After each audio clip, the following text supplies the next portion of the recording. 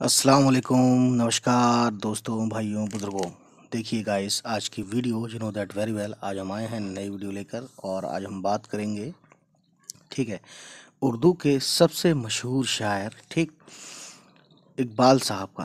तो देखिए जो है क्या है इसमें, मोहम्मद इकबाल, ठीक है, 1870 में ये दुनिया में आए और 1938 ईस्वी में ये इस दुनिया से चले गए, यानी इंडिया की आज़ादी से पहले ही चले गए, ठीक है। अल्लामा डॉक्टर मोहम्मद इकबाल सियालकोट में पैदा हुए। उन्होंने सियालकोट ही में इम्तियाज़ के साथ एंट्रेंस का इम्तहान पास किया, फिर लाहौर में आला तालीम पाई। आला बोलते हैं उच्च शिक्षा, आला तालीम उच्च शिक्षा, तालीम मतलब शिक्षा। कुछ दिन बाद वो यूरोप गए और इंग्लिस्तान से कानून की और जर्मनी से फ़लसफ़े में डॉक्टरेट की डिग्री हासिल की, ठीक है। फ़लसफ़ा यानी वही फ़िलासफ़ी। इब्तदाई तालीम यानी शुरू की जो उनकी एजुकेशन थी, इब्तदाई तालीम के ज़माने ही से इकबाल शेर कहने लगे थे, यानी शायर ये शुरू में ही हो चुके थे। इकबाल ने शायरी की इब्तदा गज़ल से की और दाग से इस्लाह ली। दाग वही दाग दहलवी जो थे। आगे चलकर उन्होंने अपनी शायरी को अपने पैगाम और फ़िक्र के इजहार के ज़रिया बनाया, यानी कि अपने एक अपना पैगाम देना चाहा और अपने जो उनके जहन में जो फ़िक्र थी किसी बात को लेकर, उसके किसके ज़रिए, शेर व शायरी के ज़रिए लोगों तक पहुंचाया, ठीक। वो हरकत व अमल और ख़ुदी की तालीम देते हैं और उन खूबियों की और इन खूबियों को इंसानियत की बका के लिए ज़रूरी समझते हैं, ठीक। उनके कलाम में मौसीक़ियत और ज़ोर बयान है। मौसीक़ियत बोलते हैं एक म्यूज़िकली टोन है, मतलब म्यूज़िकली एक रिद्म है, ठीक है, ऐसा कुछ कह सकते हैं, सिंपल समथिंग लाइक दैट।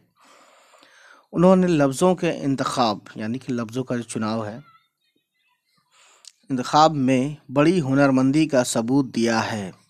इसीलिए उनके अशआर में खुश आहंगी बहुत है, ठीक है, यानी बेहतरीन से बेहतरीन अल्फाज मिलते हैं, एक के साथ एक सटीक बैठते हैं, मतलब फिट बैठते हैं, कहने का मतलब ये है। उर्दू में उनके मजमूए बांगे दरा, बाले जिब्राइल, ज़रबे कलीम और अरमगाने हजाज हैं।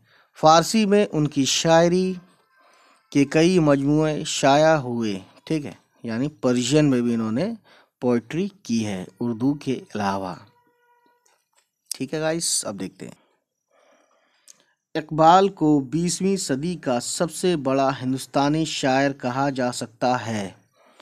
उन्होंने हिंदुस्तानियों और ख़ासकर हिंदुस्तानी मुसलमानों को ज़हनी और तहज़ीबी ग़ुलामी से आज़ाद कराया और यूरोप के उलूम से मरगूब होने के बजाय यूरोप से इस्तिफ़ादा करना सिखाया और ये बताया कि यूरोप की तहज़ीब मादा परस्ती और बेइंसाफ़ी पर मबनी है। मादा परस्ती पैट्रिकल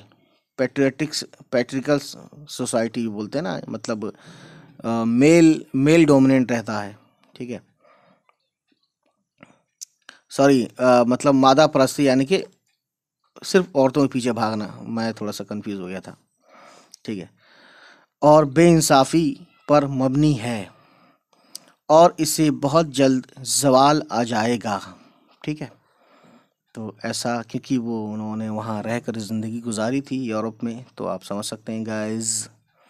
इकबाल की शायरी में फ़लसफ़ा, तग़ज़ल, ड्रामा, पैगाम अमल और मज़हब इस्लाम सब इस तरह घुल मिल कर एक हो गए हैं कि वो अपनी तरह की बेनज़ीर चीज़ बन गई है।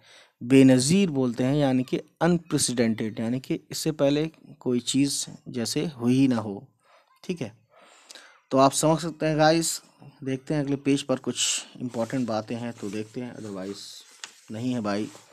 हाँ, तो अगली वीडियो में जब हम नेक्स्ट वीडियो लाएंगे कुछ देर बाद या कुछ घंटों बाद, तो ایک آرزو یہ جو نظم ہے ان کی، یہ ہم پڑھیں گے اور اس کا میننگ دیکھیں گے، جو بھی چیزیں ہیں پڑھیں گے سمجھیں گے، ٹھیک ہے؟